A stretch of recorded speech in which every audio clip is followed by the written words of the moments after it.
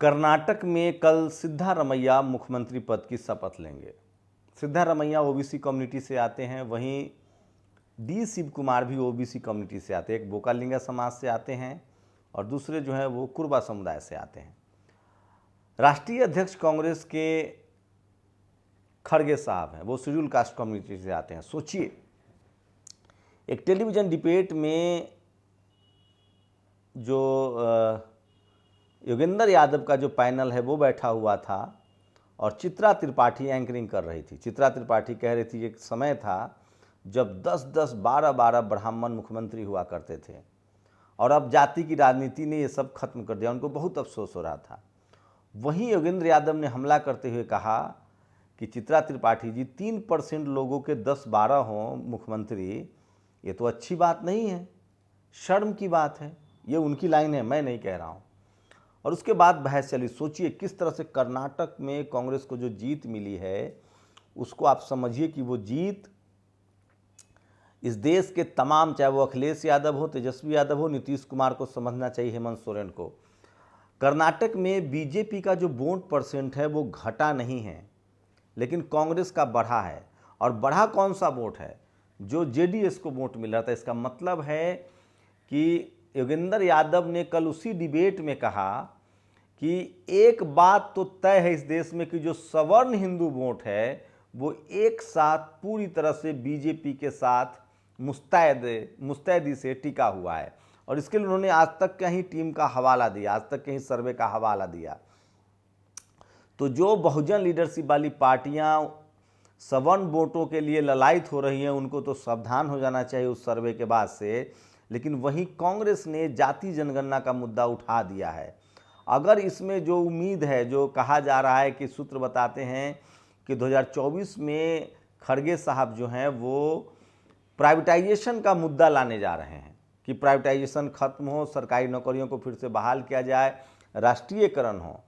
ये अगर होता है तो इससे सबसे ज़्यादा फायदा ओबीसी को होगा। आज मैं जंतर मंतर पर था, रेलवे के ग्रुप डी के युवाओं का एक प्रोटेस्ट था जिसमें दरअसल 1 लाख पोस्ट निकले थे ग्रुप डी के। उसमें 20,000 करीब पोस्ट था। वो ऐसे छात्रों के लिए था जिनके मेडिकल फिटनेस बहुत अच्छा ना हो, लेकिन बाद में 1 करोड़ लोग छात्रों ने उसके लिए अप्लाई किया था। तो चूंकि ज़्यादा संख्या में फिटनेस वाले ही छात्र मिल गए तो उस पोस्ट को भी कन्वर्ट कर दिया गया और 4,000 के करीब ही भर्तियाँ हुई जिनको मेडिकल के लिए भर्ती करना था। तो सोचिए बेरोजगारी का क्या आलम है। और उसमें सबसे ज़्यादा ओबीसी के छात्र थे। आज ट्विटर पर ओबीसी ट्रेंड कर रहा है। ओबीसी के युवा जैकी यादव से लेकर मंडल आर्मी तमाम छात्रों को देख रहा हूं, ओबीसी ट्रेंड करा रहे हैं। लक्ष्मण यादव ने लिखा है, लगातार सोचिए, लगातार ओबीसी का जो रिजर्वेशन है वो इकोनॉमिक वीकर सेक्शन से कम आ रहा है। इकोनॉमिक वीकर सेक्शन का रिजर्वेशन सिर्फ 10% है, जबकि ओबीसी का रिजर्वेशन 27% है और ओबीसी की संख्या ज़्यादा है, सीटें ज़्यादा दी जा रही है। इसको लेकर लगातार लोग सोशल मीडिया पर लिख रहे हैं, पढ़ रहे हैं। तो राजेंद्र प्रसाद सिंह कहते हैं कि इस देश में वोट SC ST OBC का है। वहीं चित्रा त्रिपाठी कहती हैं कि संसद में हर एक चौथा सांसद ब्राह्मण समाज का होता था जब देश आज़ाद हुआ था। तो सोचिए कि धीरे धीरे ही सही का जो संविधान की चक्की है वो पीस रही है, लोकतंत्र पीस रहा है महीन तरीके से, और SC ST OBC की राजनीतिक चेतना जो है वो जग रही है। अब सोचिए, कर्नाटक में अगर कांग्रेस इस मामले को ठीक करने में सफल रही है तो उसकी सबसे बड़ी वजह है कि वहाँ दोनों जो हैं वो ओबीसी समुदाय के थे। राष्ट्रीय अध्यक्ष जो थे वो शेड्यूल कास्ट से थे। अगर आपको क्या लगता है कि अगर सिद्धारमैया या डी शिव कुमार में कोई अगर सवर्ण होता, जैसे छत्तीसगढ़ में एक सवर्ण और ओबीसी के बीच मामला फंसा था, अंत में भूपेश बघेल को विधायकों की परेड करानी पड़ी, तो मुझे लगता है कि SC ST OBC के लोग लगातार एक दूसरे के नज़दीक आ रहे हैं, राजनीतिक सामाजिक रूप से सचेत हो रहे हैं, अल्पसंख्यक समुदाय के लिए भी जुड़ रहे हैं। और उसी का नतीजा है कि कर्नाटक जीत भी रहे हैं और आपसी मनमुटावल को बंद करके वो CM भी बना रहे हैं। मैं ये बीजेपी में भी एक उदाहरण दूंगा। बीजेपी के 3 ब्राह्मण नेता एक साथ चरम पर थे, सवाब पर थे, अटल बिहारी वाजपेयी, मुरली मनोहर जोशी और लाल कृष्ण आडवाणी। जब प्रधानमंत्री बनने की बारी आई तो अगर वो तीनों लड़ते तो कोई एक ही बनेगा प्रधानमंत्री, पार्टी टूट जाती। लेकिन वहाँ वाजपेयी प्रधानमंत्री बने, अटल गृह मंत्री बने और जोशी जो है MHRD के मंत्री बने। तो जाति की एक जाति की तीनों थे, इसलिए सामंजस्य बना। वही वजह कर्नाटक में भी दिखा, दोनों ओबीसी समुदाय से हैं, जातियां अलग हैं, उनकी तो जाति भी एक थी, ब्राह्मण समाज से थे।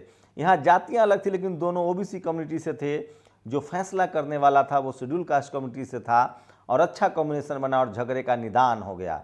तो कांग्रेस के लिहाज से आप कहें तो राजस्थान में भी ओबीसी सीएम है, छत्तीसगढ़ में भी ओबीसी सीएम है, कर्नाटक में भी ओबीसी सीएम है, लेकिन रिप्रेजेंटेशन तो ओबीसी का बढ़ रहा है, सामाजिक जागरूकता भी आ रही है, लेकिन लगातार आरक्षण खत्म करने से ओबीसी के छात्र जो है वो ज़्यादा बेरोजगार हो रहे हैं और सबसे ज़्यादा संख्या आज इस देश में ओबीसी की है, किसानों की है और उनके लिए बड़ा मुश्किल होता जा रहा है। तो कल शपथ ग्रहण है 20 तारीख को और कयास लगाए जा रहे हैं कि सारे बड़े नेता देखेंगे, लेकिन मीडिया जो है वो एक नया प्रपंच कर रही है। मीडिया दिखा रही है कि मायावती जी को, अरविंद केजरीवाल को और नवीन पटनायक को और उसके बाद केसीआर को जो है वो इनविटेशन नहीं दिया गया है। केसीआर जो है वो मुख्यमंत्री हैं, आपको बता दें कि तेलंगाना में, नवीन पटनायक उड़ीसा में मुख्यमंत्री हैं, मायावती जी बीएसपी से हैं, बड़ी नेता हैं बहुजन समाज की। और वहीं आपको बता दें कि नवीन पटनायक और उसके बाद अरविंद केजरीवाल। तो क्या कांग्रेस में फिर कह रहा हूँ, बीच में ये नीतीश कुमार अरविंद केजरीवाल से मिले थे, नवीन पटनायक से भी मिले हैं, और कोई भी गठबंधन विपक्ष का अगर 2024 में गठबंधन बनता है तो उनमें इन लोगों की भी मजबूरी। कांग्रेस अगर ये सोच रही, कर्नाटक में कांग्रेस इसलिए जीती है क्योंकि मुकाबला सिर्फ बीजेपी और कांग्रेस के बीच था, इसलिए वो जीत गई है। तेलंगाना में वो ऐसा नहीं कर सकती है, वो केसीआर को और बीजेपी दोनों को नहीं हरा सकती है। वहीं उड़ीसा में भी वो ऐसा नहीं कर पाएगी क्योंकि वहाँ नवीन पटनायक उस पर भारी पड़ेंगे और बीजेपी वहाँ सीटें निकाल के ले जाएंगी। तो कांग्रेस को क्या लगता है, फिर से वही अहंकार आ रहा है। कांग्रेस के जो सवर्ण समाज के नेता हैं, जो जनरल कैटेगरी के नेता हैं, जो ब्राह्मण समाज के नेता हैं, उनकी लगातार कोशिश थी कि खड़गे साहब को डिरेल किया जाए, लेकिन खड़गे के अध्यक्ष बनने के बाद उन्होंने हिमाचल जीता, वहाँ भी सीएम के मसले को हल कर दिया गया। उसके बाद फिर अभी कर्नाटक जीता है। तो कांग्रेस लगातार SC ST OBC के थिंक टैंक पर बढ़ रही है। देखने वाली बात होगी कि जो बहुजन लीडरशिप वाली पार्टियां हैं वो कहाँ जाती है। इसलिए राजेंद्र प्रसाद सिंह कहते हैं कि इस देश में पैसे वाली पार्टियां वो पार्टियां हैं जो सवर्ण लीडरशिप वाली पार्टियां हैं, लेकिन कैडर वोट वाली पार्टियां वो पार्टियां हैं जो OBC, शेड्यूल कास्ट और किसान लीडरशिप वाली पार्टियां हैं, जैसे JDU, JDU हो या हेमंत सोरेन हो, RJD हो, चाहे फिर वो स्टालिन हो, DMK हो। तो ये बड़ी खबर है। और सोचिए, ये जो पूरा मामला सॉर्ट आउट हुआ है इस वजह से हुआ क्योंकि दोनों OBC कम्युनिटी से आते हैं, उनका राष्ट्रीय अध्यक्ष शेड्यूल कास्ट कम्युनिटी से है। तो इससे साफ है कि SC ST OBC का अलायंस, आपसी सहमति जो है वो बनती हुई दिख रही है। फिलहाल टीवी अखबार की लगातार कोशिश है कि कम से कम 2024 से पहले तमाम विपक्षी नेताओं को लड़ाया जाए आपस में। देखते हैं वो इसमें कितना सफल होते हैं। लेकिन एक बात तो है कि जिस तरह से 10 सालों में, पिछले 10 सालों में जिस तरह से राजनीतिक उलटफेर हुआ है, लगभग सभी विपक्षी दलों को लग गया है कि एक सूत्र, एकजुट में आना होगा। थोड़ा बीजेपी भी कमज़ोर पड़ेगी, लेकिन अभी सबसे ज़्यादा जो संवैधानिक नुकसान है वो OBC उठा रहा है। उसकी नौकरियां खत्म हो रही है, शेड्यूल कास्ट का भी नुकसान हो रहा है, शेड्यूल ट्राइब का भी नुकसान हो रहा है, किसानों का भी नुकसान हो रहा है। तो ये वो कम्युनिटी है जिसके अंदर राजनीतिक आकांक्षा तो जग रही है, उनको राजनीतिक भागीदारी तो मिल रही है, लेकिन नौकरी खत्म हो रहे हैं, बिजनेस में उनकी भागीदारी नहीं है, judiciary, media, bureaucracy, college university में उनकी भागीदारी नहीं, उनकी बात करने वाला कोई नहीं है।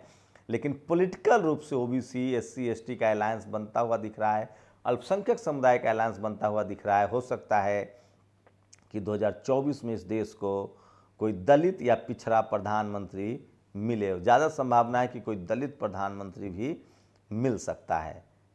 आप लोग अपनी प्रतिक्रिया जरूर दीजिए। शुक्रिया। नेशनल दस्तक की आपसे गुजारिश है कि अगर इसको बचाना चाहते हैं तो नेशनल दस्तक को सब्सक्राइब करने के लिए रेड कलर के सब्सक्राइब बटन को दबाएं, फिर बेल आइकन की घंटी दबाएं। नेशनल दस्तक को बचाने के लिए बहुत जरूरी है कि हर खबर को शेयर करें, लाइक करें, कमेंट जरूर करें।